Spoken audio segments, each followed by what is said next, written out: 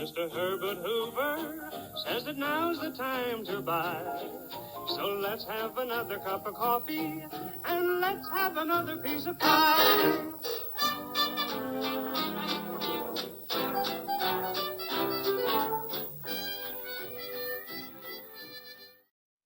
I just played a tune by Irving Berlin, Let's Have Another Cup of Coffee, which I first heard when I was in the 5th grade back in Beaverton, Oregon at Vos School. Miss Hosford, my 5th grade teacher, she had this library of records, and she had this LP with music from the 1920s and 30s. And so Let's Have Another Cup of Coffee was there. And of course it was written, you know, tenor of the times.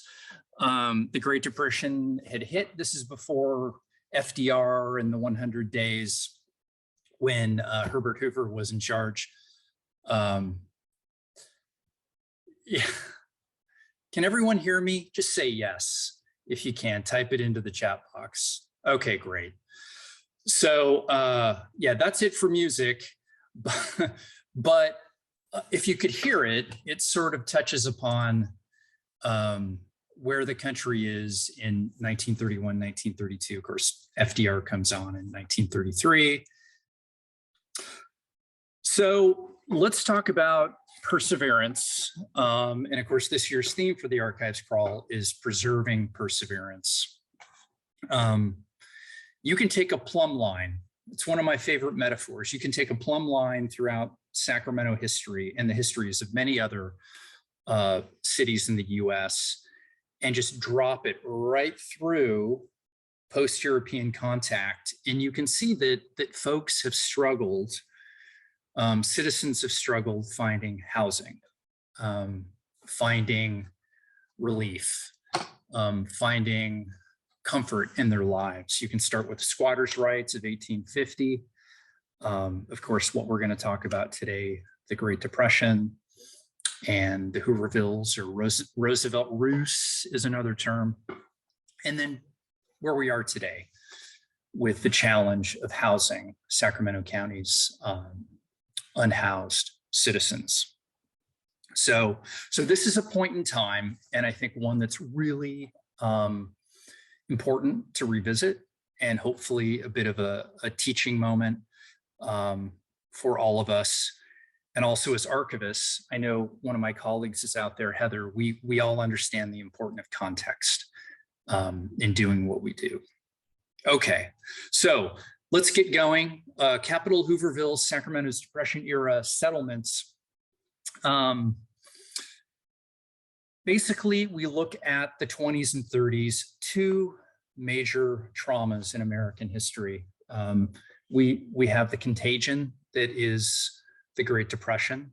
Okay, so we have Black Tuesday in October 1929 unleashes this great contagion of economic stress throughout the country. 1/3 of American banks close, and depression. We also have the ecological tumult created by the Dust Bowl, right? The origins of which go all the way back to prior to World War I, actually, but really come to a head in the late 1920s and early 1930s.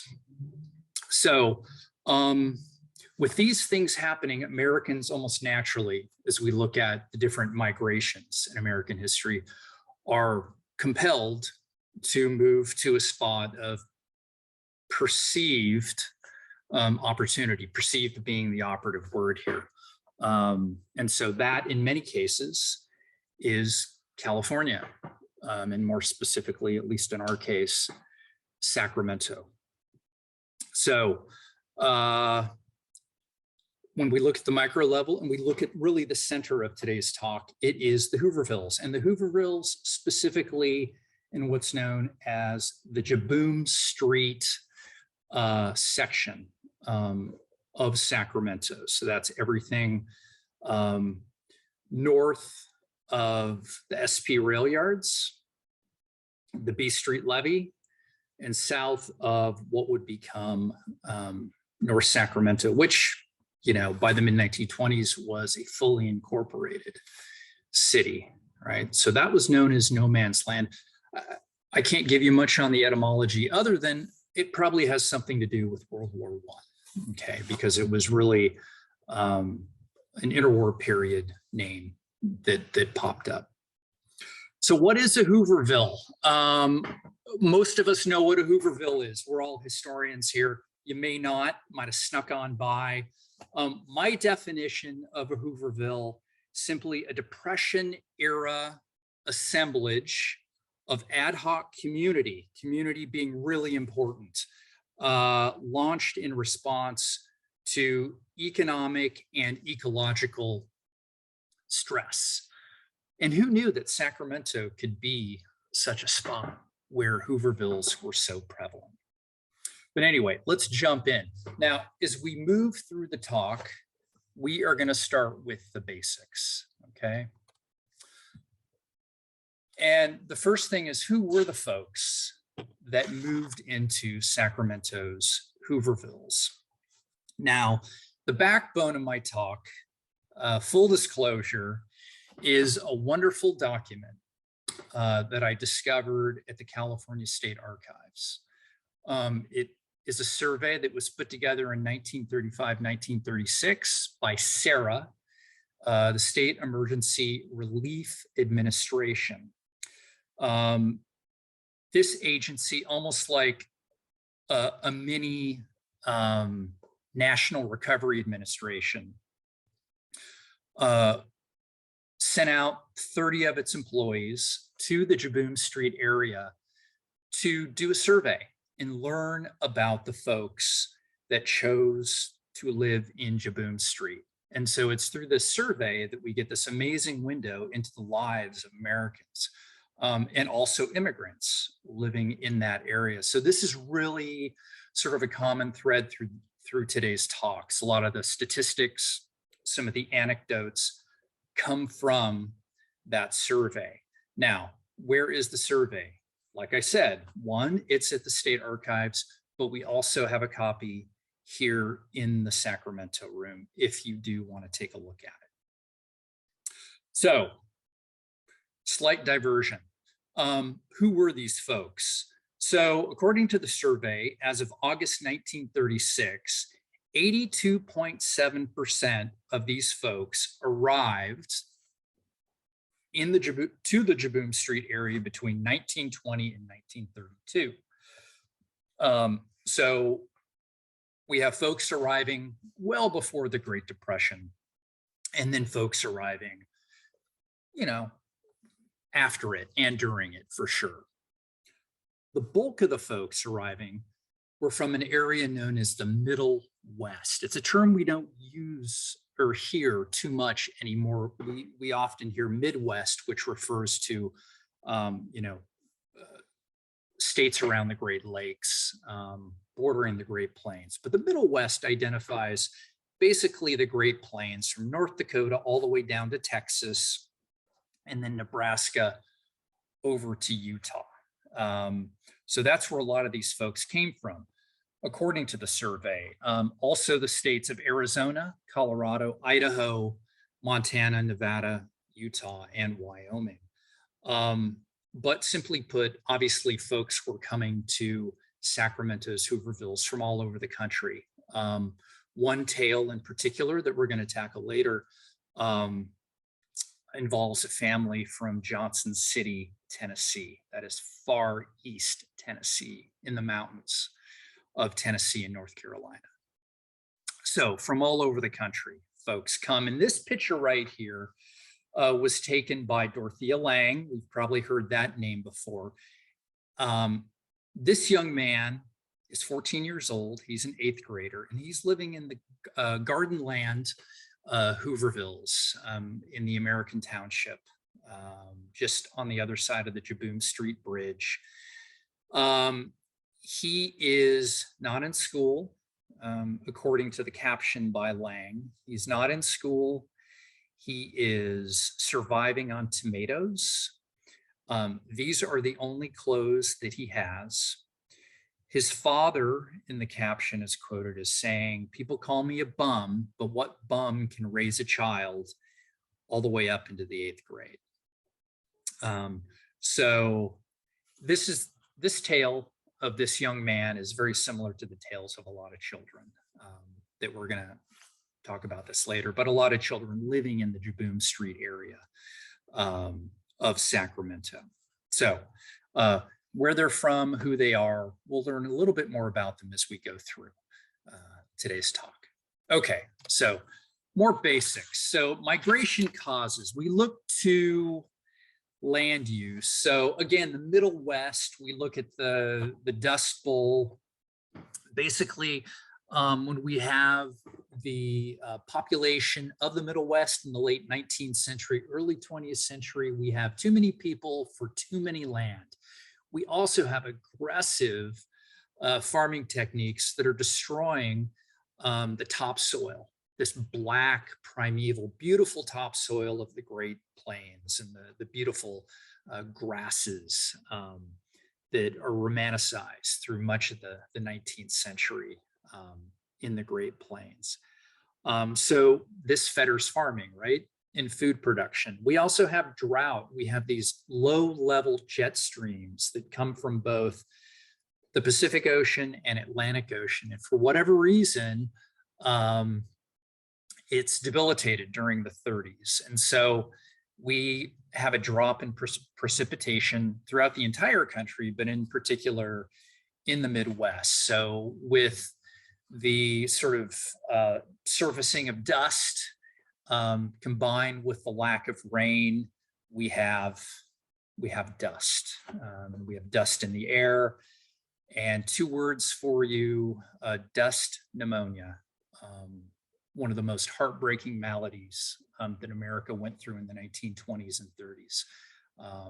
That is really well covered in the book, The Worst Hard Time, which we'll address a little bit later on. Also, automation.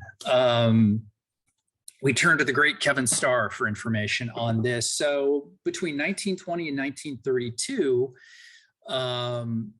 tractor sales go up by 90% in the entire country.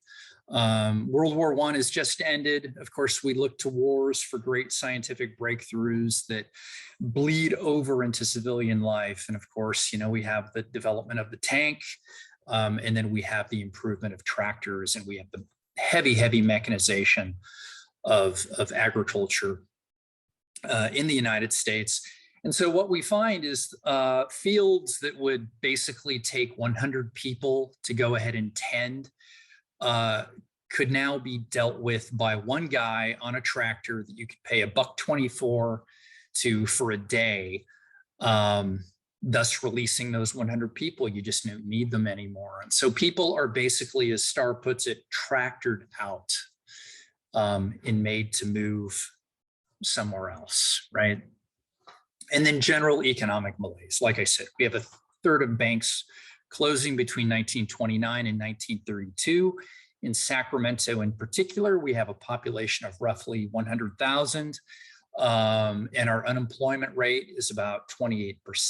So things are very hard, both in Sacramento and of course around the country. So these are the factors causing this Western migration.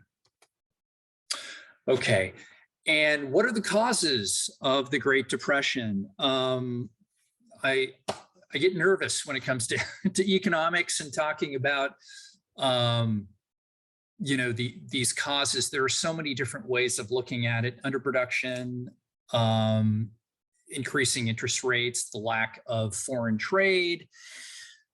But I'm just going to direct you to Amity Schleye's The Forgotten Man, which is a very fair, even treatment of the Great Depression. She doesn't look at FDR as some messiah. She doesn't look at Herbert Hoover as some bogeyman. She's just very fair. And she will also provide both a Keynesian and classical liberal view of these causes of the Great Depression. So this book, of course, is at your library. You can also get your hands on it or your ears on it through Hoopla and Overdrive. So I recommend it. It is quite good and quite fair. All right, so more basics. Why California? Why California? Well, obviously it's weather. That's the first thing. It's been the clarion call to Americans, since the mid-19th century.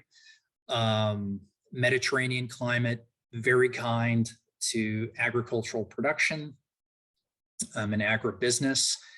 And then also California is in the Sunshine Belt, very moderate weather.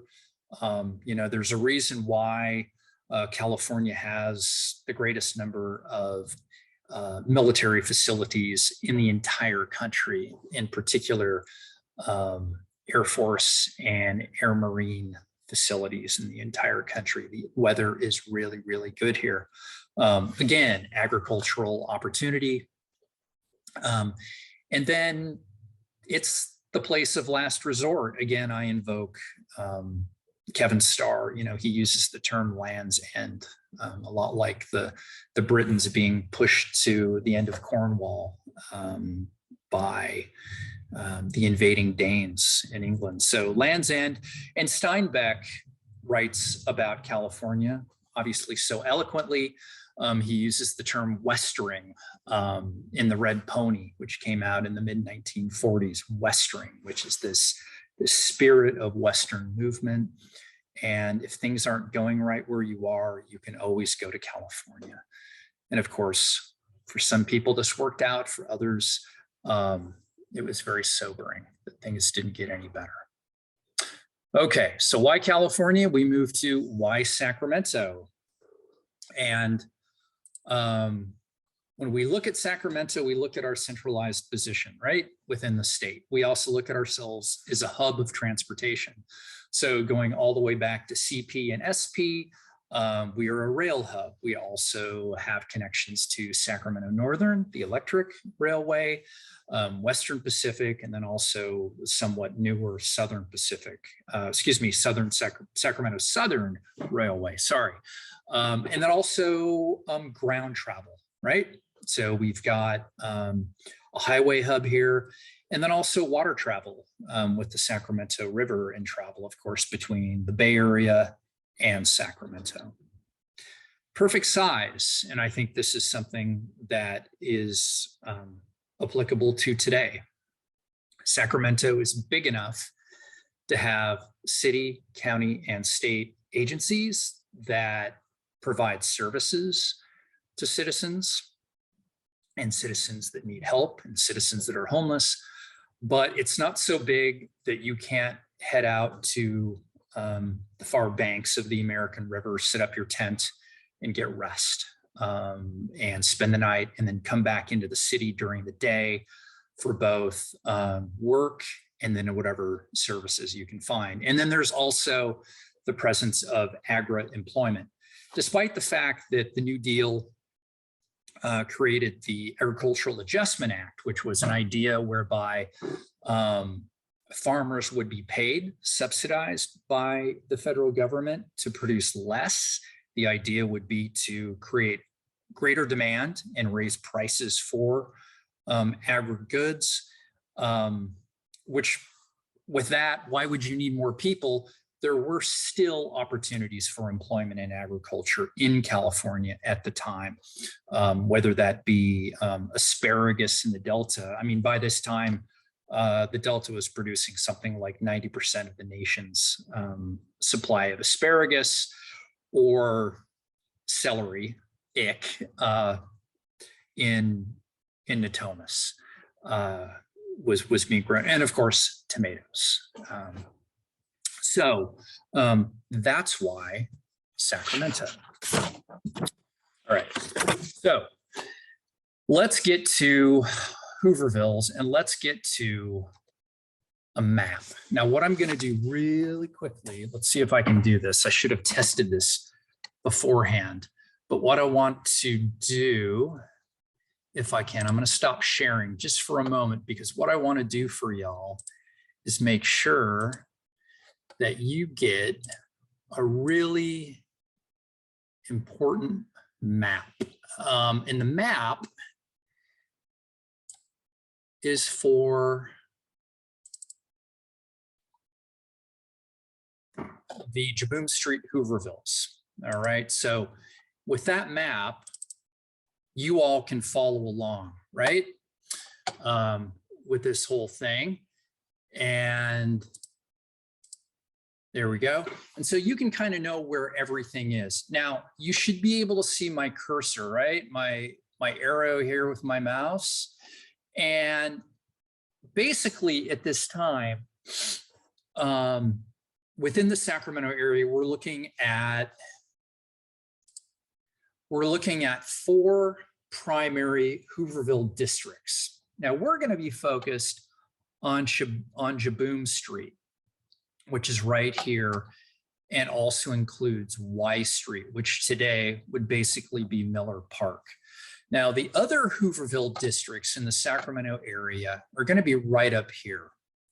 Gardenland, and then Broderick, right over here, and then down in the Delta, all right? But we're going to be much more interested in taking a look at Jibboom Street. And it's within the Jibboom Street area that we have roughly 539 households and roughly about 800 people seeking shelter in roughly 1935, 1936. Okay, and within that area, we have what are known as Jibboom Street, okay, which is the namesake for the larger area. We have Shakesville, which is right over here, number 7. We have, 7 is, 7's the city incinerator, which abuts Shakesville, which is very important. And then we also have Lewis's Camp, which never made its way, into the survey, because it came around at around 1937, 1938. And then we have Rattlesnake right over here. And then we have Rotten Egg, which are basically between 25th Street and 20th Street along the SP trestle along the American River. Okay. So hopefully everybody has that map and you can have it open as we go along, because it's going to give you some really nice context. And by the way, the map was hand drawn for that SERA survey. It's beautiful, really. And we've got a nice key up here with scale and everything. So keep it, hold on to it. It's really, really quite good. Okay. So let's talk about the Hoovervilles, and let's take a look at Jibboom Street, which was the largest of the Hoovervilles in Sacramento. And as you look at this picture, you'll see a couple of things that might be familiar to you, or actually maybe just one thing. Right here, obviously, we know maybe what this is. This is the PG&E power station, which has a long history. It's in rehabilitation mode today, right? Because it's being rehabbed, parts of it being rehabbed into a museum. But we can see right here, we have Jibboom Street. And today, if we were to superimpose Jibboom Street into this section today, we would have I-5 basically running right through it, right? So very, very populous at this time. You can see the levee line right over here. Demographically, Jibboom Street is mixed race.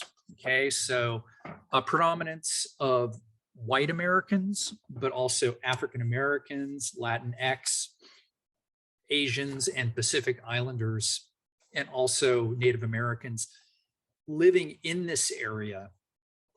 One interesting bit out of the survey, one of the surveyors states, they seem to ignore the difference in color and mingle freely on equal footing, which I find interesting.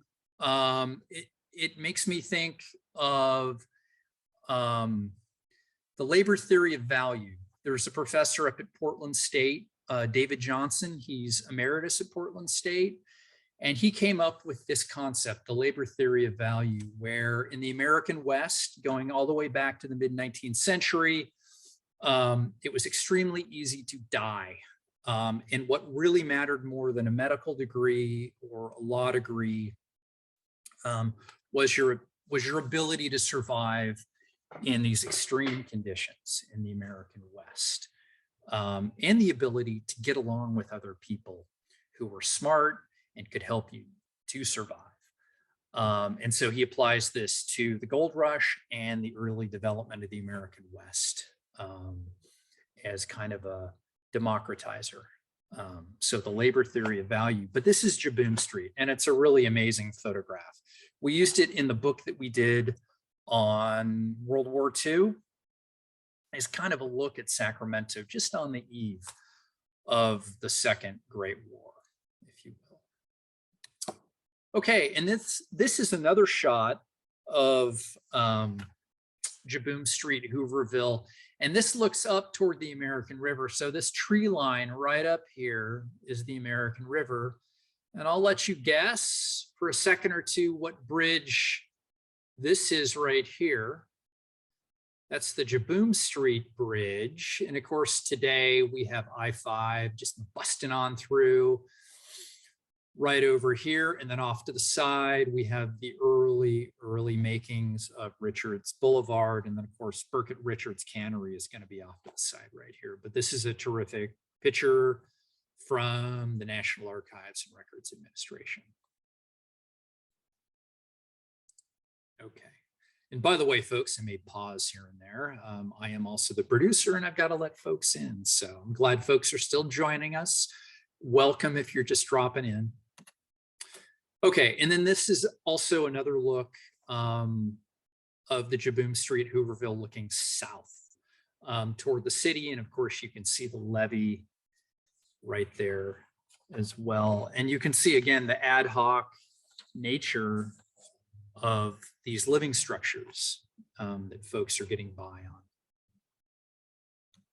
Okay, now let's pivot and talk a little bit about Shakesville. And of course, like I mentioned earlier, this is number 7, if you will. This is the incinerator, which is still around today, right?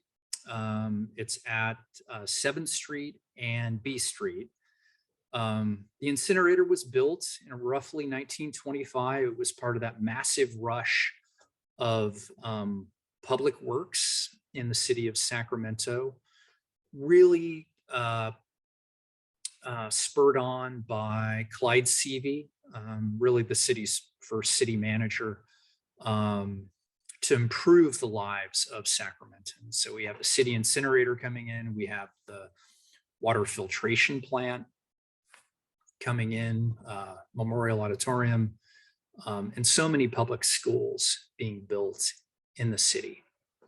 But the city incinerator, there it is. And by the late 1920s, it is incinerating some 100 tons of waste from the city every single day. And out of that chimney, out of that smokestack, we have all sorts of really yucky stuff falling on the city and falling primarily on the people that would be living around the city incinerator. And that would be the city, the Hooverville city of Shakesville.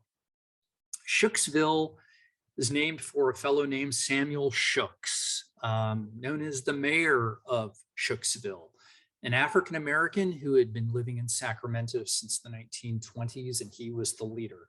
Demographically, Shakesville was a primarily minority populated Hooverville, and probably the Hooverville that was in the worst shape. out of all of the living conditions. Certainly when you compare it to Gardenland on the other side of the American in Jibboom Street, the toughest living came in Shakesville. Now, Samuel Shooks, kind of a character, took a look through the Sacramento Bee, and I found a really interesting ad from 1931. February 1931, Mr. Shooks puts an ad. He says, one winged duck priced $25, a natural curiosity. You can come claim your duck at 7th and North B Streets. So think about where you are at North B Streets today. And if you're looking north at that intersection, just take a right, head east, and Shakesville is basically right there. Here's another picture of roughly where Shakesville would be.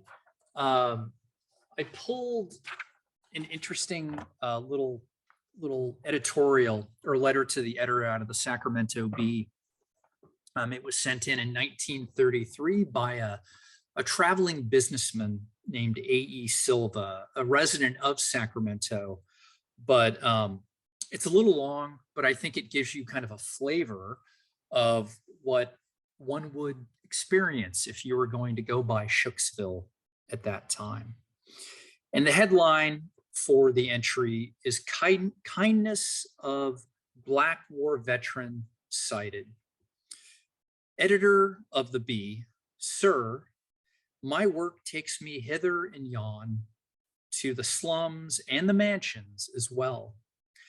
The other day, it was my pleasure to work in the jungles. And by the way, that term jungles is used to describe the area north of SP, north of the B Street levee in Sacramento. So it was my pleasure to work in the jungles of the city incinerator, right? So near Shakesville. As I approached a shack made of tin cans, dry goods boxes, and God knows what else, I saw a black man busily engaged with a large fan. As I neared his shack with the morning's greeting, I noticed the fan was working overtime over a little child, keeping away the bothersome flies. A little questioning, and I soon found that this poor man himself, a disabled war veteran, has taken it upon himself to be the keeper of a poor little 19-month-old orphaned Mexican girl, both parents dead, and both her eyes blind with cataracts. Nothing to me is ever clutched at my heartstrings as this scene. What love there is in that poor veteran's heart to care for this poor little orphan child, nothing to him, not even of his own kind. To me, there is a true heart. God bless him and his poor little blind charge. And that's from A.E. Silva, like I said, that traveling businessman, Sacramento, June, so it's warming up in Sacramento, 1933. So a very humanizing window into what's going on in Shakesville at that time. Okay, so that's Shakesville. And let's pivot over to Lewis's camp. So Lewis's camp sort of post-dates the Jibboom Street survey, but existed within what would have been Jibboom Street at that time. So Lewis's camp is right off the B Street levee. This is B Street down in front of us, but just to the east of Shakesville. And this photo, my best guess would be taken from just above the levee, right, of B Street. So you're on the B Street levee, just right along the SP right away, and you're looking north down upon Lewis's camp. So that's where you're taking your photo. So the namesake for Lewis's camp, Louis Scavelli, came to Sacramento, an immigrant from Italy, He lived in North Sacramento, but he owned land that Lewis's camp occupied. He ran a small grocery store and also drew rent, very, very minimal rent from the residents of that area called Lewis's camp. It's also important to mention that what makes Lewis's camp unique is that, like I said, founded in 1937, 1938, it wasn't closed down until 1952, which I find remarkable, actually.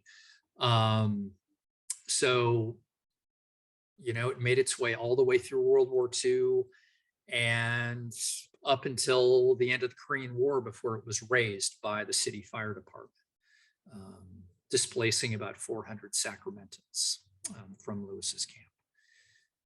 Okay, so, all right, and this is another shot. This photo was taken by Dorothea Lang. Again, she's elevated, right? So she's looking at B Street, she's looking north, and that's the entry point to Lewis's camp. Now, this perspective, I think, is amazing. This is a 1937 aerial photograph. Now, if you haven't discovered it yet, I want to encourage you all to take a look at the UC Santa Barbara aerial photograph library, which is accessible online. Most of these images have been scanned and you can download them. And they come from, again, UC Santa Barbara. No need to write down this URL. I'm gonna shoot out to you all the URL and a reading list of helpful readings to better understand the Great Depression, the New Deal, and Hoovervilles. But it gives you a really interesting look and some context for the Jibboom Street area. So over on this side, you can actually see what would have been Jibboom Street. But by 1937, Jibboom Street as a village, if you will, within the general Jibboom Street colony was gone. The water filtration plant is right over here. Obviously, here's the river. Here's the power station right over here, I-5 eventually, right? Busts its way right on through. Over here is Shakesville. And then right over here is what? That is the incinerator. This is B Street right over here. And then right here, you can see Lewis's camp. And of course, Lewis's camp in 1937 is still a thing, right? So we've got, you can actually make out structures at Lewis's camp. And then right over here, we have 12th Street, the bend into 12th Street, SP, and just the edges right over here of the wonderful neighborhood of Alkali Flat. Okay, so that's just an amazing aerial view. And by the way, if you're a resident of Sacramento and you want to get just a really enhanced view of you know, your neighborhood and its historic you know, personality throughout time, take a look at the aerial photography database at UC Santa Barbara. It will blow your mind, simply put.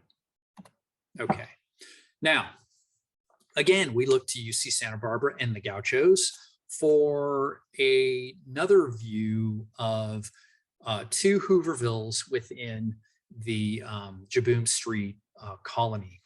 And they are, and again, let me give you some context here. We've got 12th Street right here, okay? And then we've got 16th Street right here. We have the SP right away, okay? And then we've got today what will generally be known as Sutter's Landing.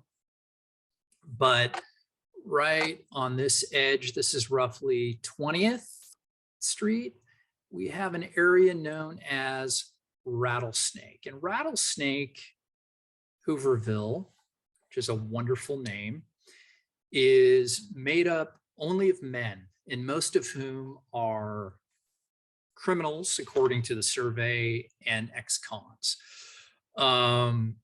So they all live together. The area, the village is known for its ability to come together as a community and build furniture for sale. And it's also known for, according to the survey, its ability to divide labor as a way to sustain itself. Okay, so that's Rattlesnake. If we move a little bit further here to the east, we end up at 25th Street, okay, in an area known as Rotten Egg. Now, Rotten Egg barely fits into Sacramento city limits. So you actually have to get permission from the city of Sacramento to live in Rotten Egg. But Rotten Egg is made up of mostly veterans and also men only. So no families living in Rotten Egg, just like Rattlesnake. And the main source of revenue for Rotten Egg are walnuts and black walnuts, which are cracked open and then pulverized to make walnut meat, which would then be sold to confectionaries in the Sacramento area. The biggies at this time are going to be Martha Washington, which would have been on J Street, Upper J Street, and then also the Sutter Confectionery on K Street would have been a place to go at the time. So that's Rattlesnake and Rotten Egg. And two spots that by 1935 roughly would be gone. Okay, so that's kind of a snapshot of the Hoovervilles within the Jibboom Street colony at that time. Let's turn at this point to just looking at some general statistics at that time. What about demographics? So basically 80% of the residents, those 500 or so households, 800 people living in Jibboom Street, 80% will be white, 16.3% are going to be Latinx, 2.7% will be African American, and then less than 1% will be Asian, Native American, Pacific Islander. Again, I mentioned Gardenland is roughly 95% white. Now, in terms of citizenship, 75% of residents of Jibboom Street are American citizens, either natural born or naturalized. 25% are immigrants, most of which are Europeans. Okay.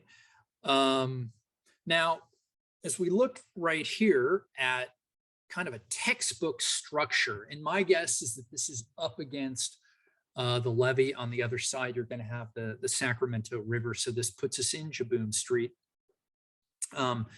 Let's look at material types. And when you think of material types, think of the industrial presence in Sacramento at this time.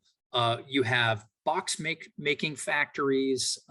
You've got Setzer down on 5th Street and Y, or what today is Broadway. You also have the California Packing Company. You've got Burkett Richards. So a lot of packing materials, right? So you've got boxing. You also have scrap metal from SP. So if you're resourceful and you want to find a raw material, right, to build your structure, you're going to team up with your community to find what you can. And so when we look at a structure like this, we can look to our survey to also tell us that material types, 52.1% of structures in Jibboom Street are comprised of tin, 41.2% use wood, and 6.7% of structures use canvas to make a home and do the best with what you can at that time. Next topic is a topic near and dear to my heart, and that involves veterans. roughly 20% of those inhabiting the Jibboom Street colony, and 20% of those 800 people in the area claimed disability. Now, in 1935, 1936, that puts us about 15 years out from the First World War. Of course, we have Americans who've come back and they've been haggard by either gas attacks and what those have done to their lungs. They've also been affected by the advent of high explosive shells, which had such a devastating effect during the Great War. And then there's also the hidden malady, hidden to many of us and those at the time living in Sacramento or throughout the country, of shell shock, right? So one statistic that sort of pops out at me when you look at the nation in general, when it comes to military hospitals in the United States, 3 out of every 5 beds during the interwar period are occupied by service members without physical injury.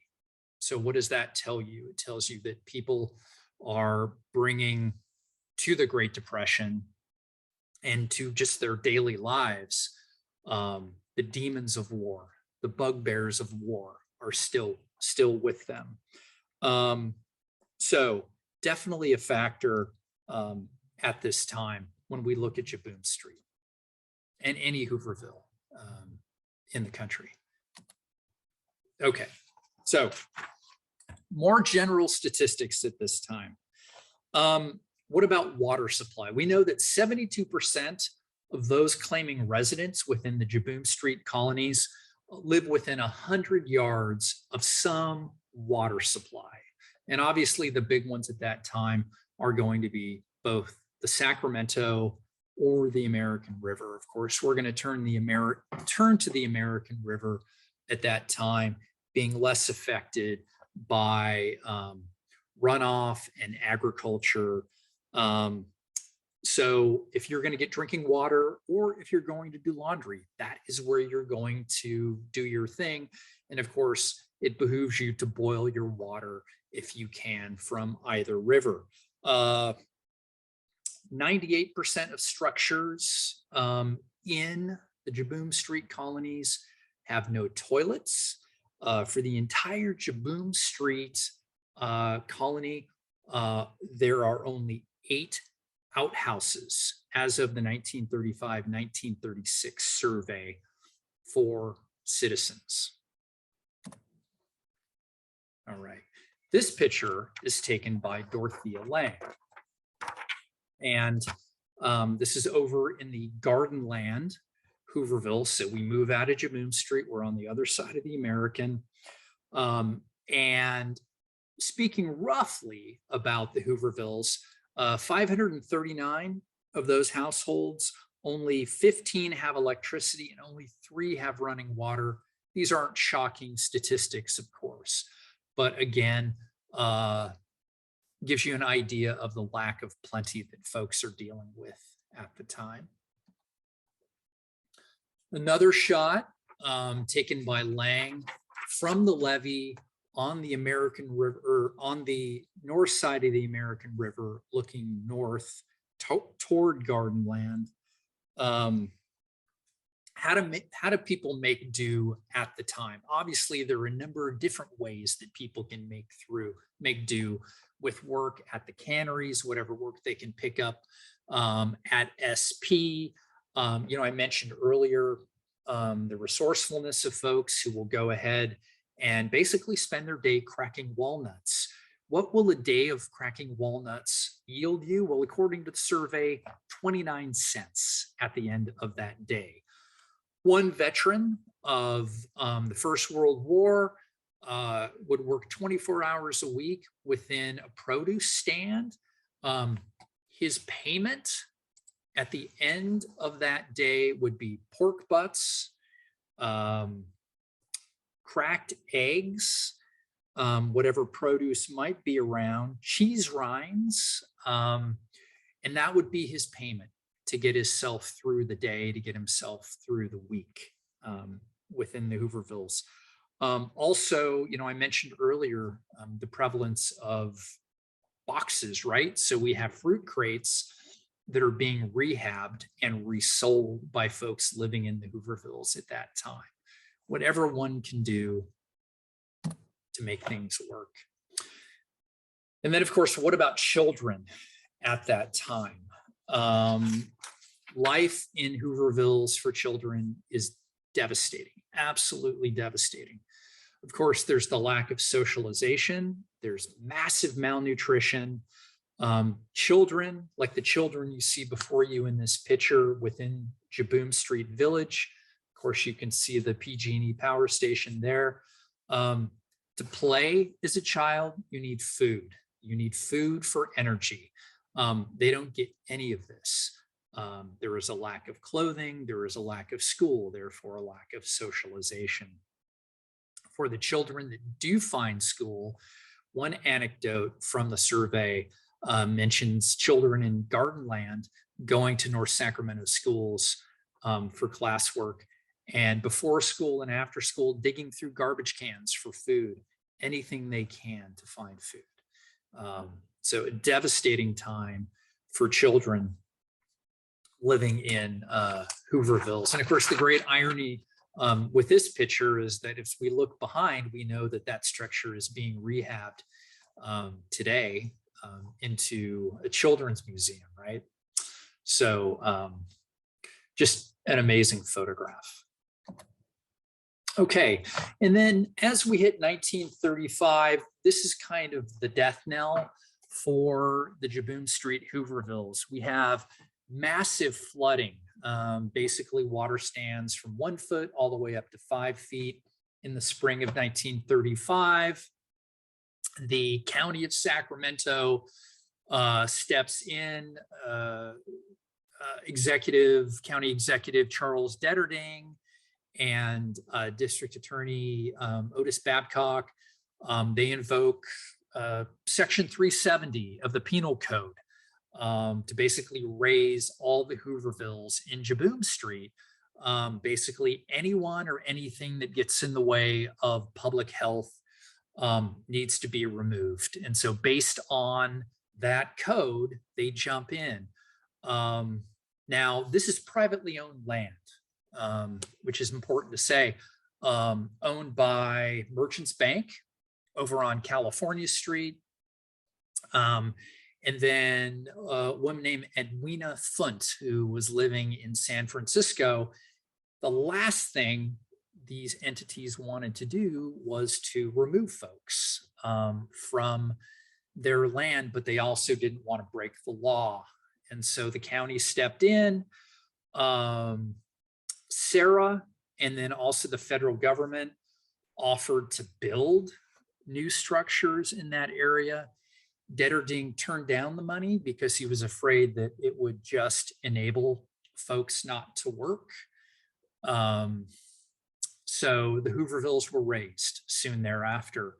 What then stepped in was the Sacramento Community Chest, which founded in 1922, was basically community-based philanthropy. They were able to offer hundreds of families homes within the Sacramento area. So that is generally the demise of Jibboom Street, but the colonies, sort of endured.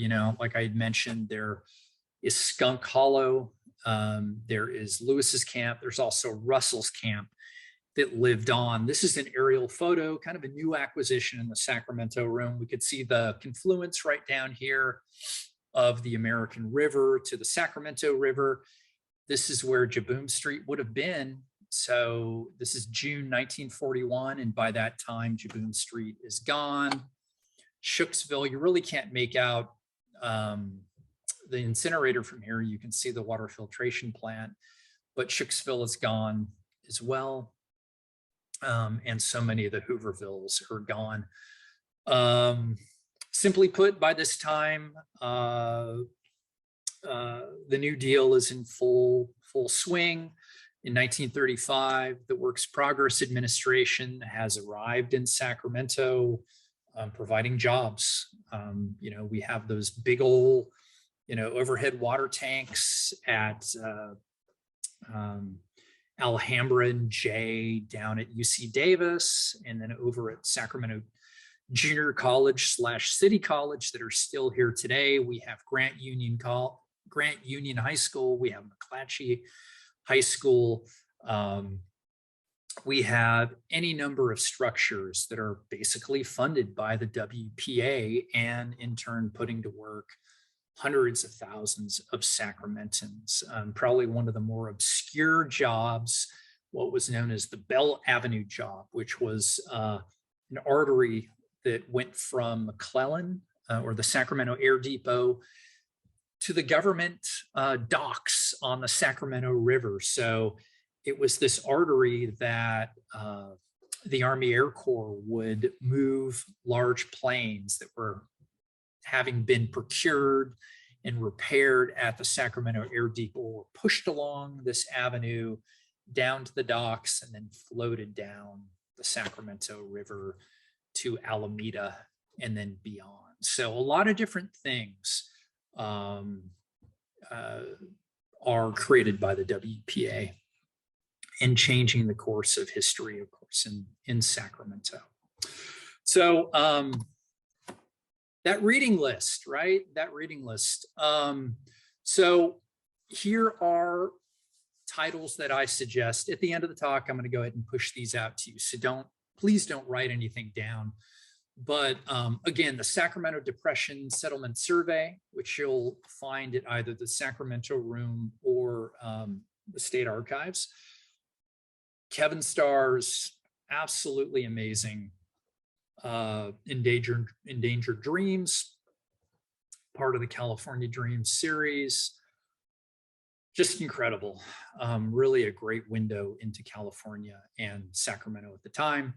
Again, Amity Schleys, The Forgotten Man. Eric Rauchway's Why the New Deal Matters. This is really, really new. Again, a really even treatment of the New Deal, and definitely worth picking up. Easy to get through the library, both in hard copy and then also in sound. Also, Tim Egan's The Worst Hard Time. Just a riveting book. I recommend it to you without any reservation. It is really the standard on the Dust Bowl. And the two things that jump out at me are the impacts on public health of the Dust Bowl, and then also the creation of the Soil Conservation Service, which helped really turn the tide with the Dust Bowl. And then Hoovervilles, Depression Settlements in Sacramento, a product of our own Golden Notes, the Sacramento Historical Society, and then also the great Jim Henley, really the great historian of Sacramento, along with Joe McGowan and Bill Berg, Homeless in History, an inside look at Sacramento's Depression era transient population. Definitely worth a look. And then a massive shout out to this great piece of historical fiction recently written by Shelley Blanton Stroud called Copy Boy. Copy Boy is about a young Sacramentan named Jane. Her family moves out to Sacramento from the panhandle of Texas to escape the Dust Bowl. Read this book, understand her life, understand more Northern California during the Great Depression. Just wonderfully researched, wonderful storyteller is Shelley, who is, I think, still a professor of writing at Sac State. But like I said, well worth your time, and a wonderful insight into the life of a teenager in the Jibboom Street area during the Great Depression. And I'm not going to let you go yet, because I've got another interesting story. So these three wonderful people right here answered a question. So big question being asked by history. And together they provided an answer. So the fellow on the far left is a guy named Joe Manning. Joe, longtime historian based in Massachusetts. Joe Manning is probably best known for all the writing that he did and research that he did in connection to the Lewis Hine collection. Lewis Hine was a photographer who documented the lives of hundreds of children who were affected by labor from 1908 to 1924. Joe Manning discovered this collection, this massive historical groundswell of content.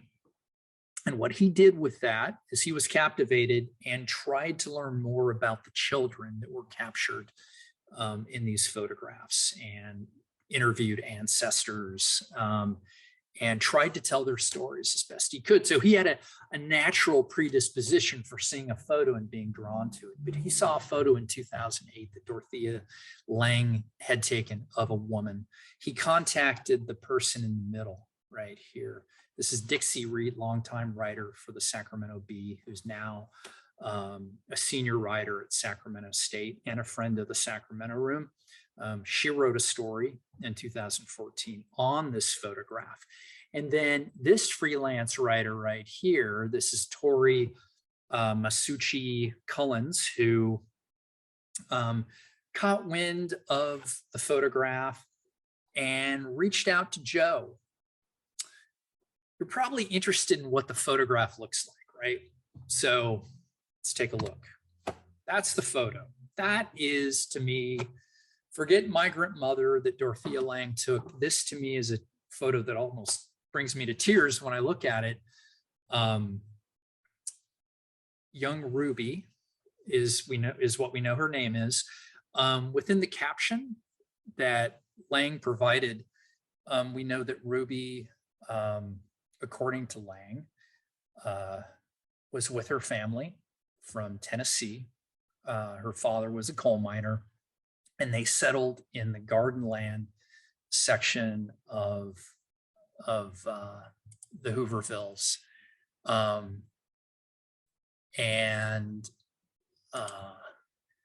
Sorry, distracted by messages to both of you who put something in the chat, yes and yes. So Ruby was with her family over in Gardenland and came out from Tennessee, Johnson City, Tennessee. So that's just in the thick of the Appalachians. Things got bad, family moved west. And so Tori, we'll go back here if we can. Tori simply used a library resource, right? And she looked in ancestry.com, and based on the census, found that there was a Ruby based in 1940 in the Gardenland area, American Township. And that person was named Ruby Shepherd. She also found that Ruby's name was clustered, and here's Ruby's name, Ruby Nell Shepherd. Wow. Clustered with a family called Garland from Johnson City, Tennessee, right? So all you got to do is look, right? And Tori definitely did. She immediately reached out to Joe, and they got together and just kept hunting and hunting and hunting.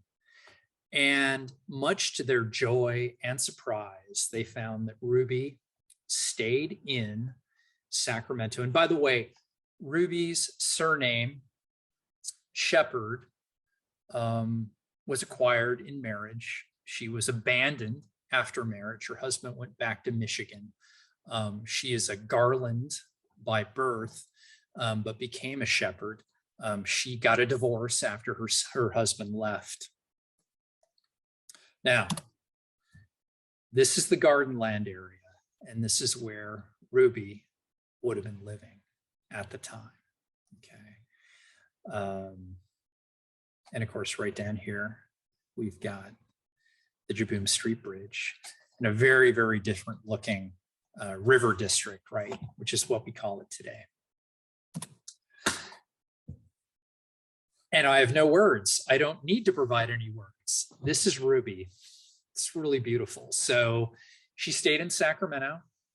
And these pictures were populated into Ancestry by family members that had stayed in Sacramento, in the Sacramento area. So Ruby eventually went to work for the telephone company. Throughout the war, she eventually met the love of her life, a gentleman named Robert Pearsall, who had been living in Sebastopol.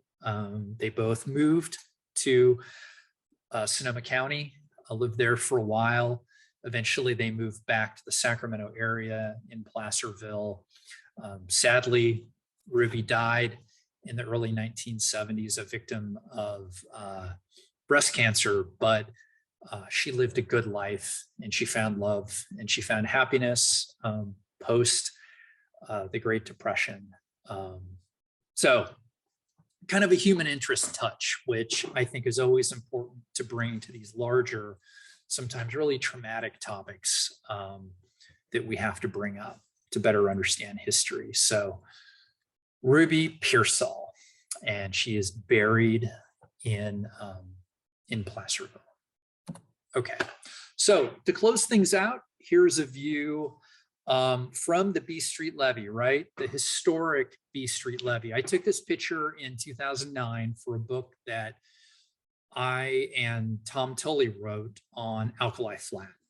And this is from the B Street Levee looking south toward what today is a very different looking rail yard district. But even then you could see that Sacramentans had found that it was necessary to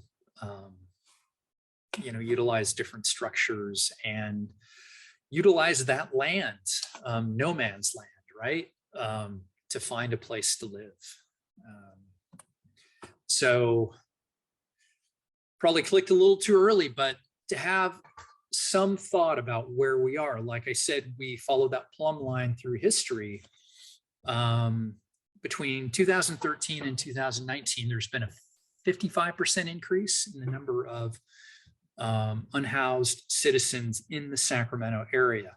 Now, if we compare statistically 1930 or 1940 to where we are today, 1.7% of the population in 1930, 1940 would have been those living in Hoovervilles, and that's the county population. If we look at the county population today, 0.03%